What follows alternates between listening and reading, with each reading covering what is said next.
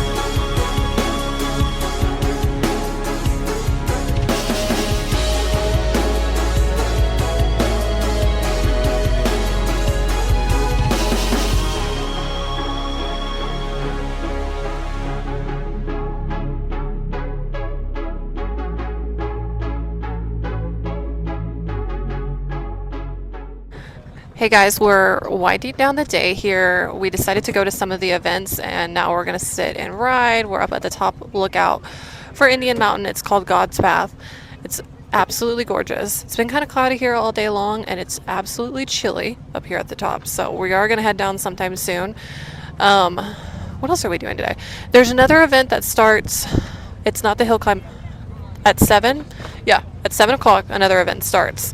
So we do have to make our way back down to an area called the Coliseum and hang out there to see the next event. That'll be a nighttime event, so it is going to be some nighttime filming coming up.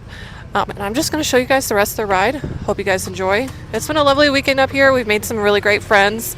My original reason of coming up here kind of fell apart, but here we are.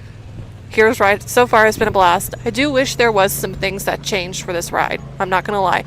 It's unorganized. The parking is difficult. The food vendors are limited. There's very few trash cans and porta potties, so be aware. So if you plan on coming up here, I would just say plan to be self-sufficient. It's not that you can't do it, it's just not everything's catered to you on this one. So come on, we're gonna go ride for the rest of the day. Can't wait for you guys to see, okay?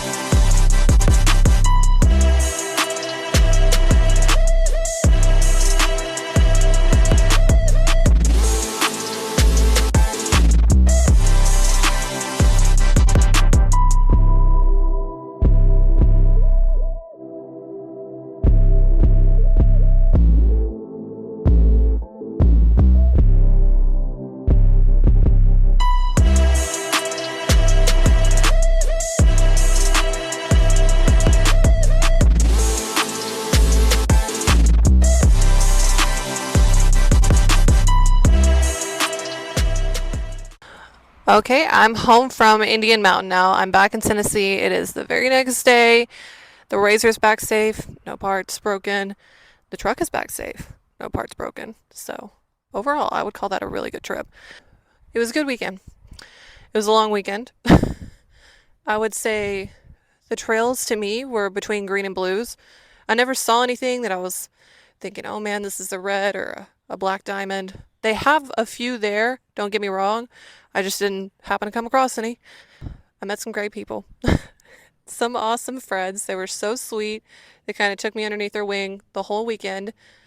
It was great hanging out with y'all. So if you're watching this, thank you so much. The events. Let's talk about that. There was a hill climb event on Saturday, and then some freestyle events, a knockout race, which I didn't get to see, and the air it out competition, which I did not get to see. So I did get to see some of the hill climb. I did get to see the few competitors they had in the freestyle, and that was it. The rest of the day was spent riding or trying to find the events. The events are not well marked. There is a map that they come with to try to make it easier They do have a few signs up, but not many. You can tell that the park is putting in an effort to make it a little bit easier for spectators, but it is not a piece of cake. If you're just a regular spectator with no side by side, you cannot go to these events. You need a side by side to get there, or a Jeep, or something off roading. There's no general parking close to these events, it's all accessible through trails. So, with that being said, I don't think it was a bad event. I actually had a great weekend. I didn't do as many social media things as I had set out or planned to, but I think that's part of it. You know, we make plans and God laughs. I would say if you're planning on going to this event, make sure you're self sufficient. Make sure that you bring your own water, your own food, you know, and be ready to pack it out for the whole weekend. They do have some amenities there, and I enjoyed the amenities that they did have, but it's not a lot. That's definitely not what I'm used to at Windrock. I get so spoiled going to Windrock, and I tell people all the time, like, I have the biggest off road park in the East Coast in my backyard. Like, oh, of course, we're not going to get those amenities down there. So, I had a fun time. If you do plan on going, I suggest camping. I stayed off site, and I wish I would have camped. It made more sense, and the drive off site was treacherous in the middle of the night. So, the county roads are small, the town is small, the off road park is remote. Just be prepared. Not saying that those are bad things. I do enjoy being out in the middle of nowhere. Just be prepared to be in the middle of nowhere. So I was lucky enough. I brought my own fuel, my own food, my own water. You know, I've kind of been in those situations before with long days of riding. Didn't make a difference to me, but I know there were some people there that were shocked. Just keep that in mind. You're going to an off-roading event. You're not going to have a 5-star hotel on site. Overall, I'd like to thank East Coast Side by Side and Indian Mountain for putting on Heroes Ride. It's a great benefit ride. It had some fun events there. I wish I could have seen them all. There was a delay that evening with the riders. They didn't have enough people signing up. We understand, like, you know, it's been a difficult year for a lot of surrounding areas that have been affected by Hurricane Helene, and that does affect attendance to this park for this ride. So that's part of the reason why I wanted to go down there, give some more exposure to the park and to a good benefit that I love being a part of. So if you guys ever want to give it a chance, check out Heroes Ride at Indian Mountain.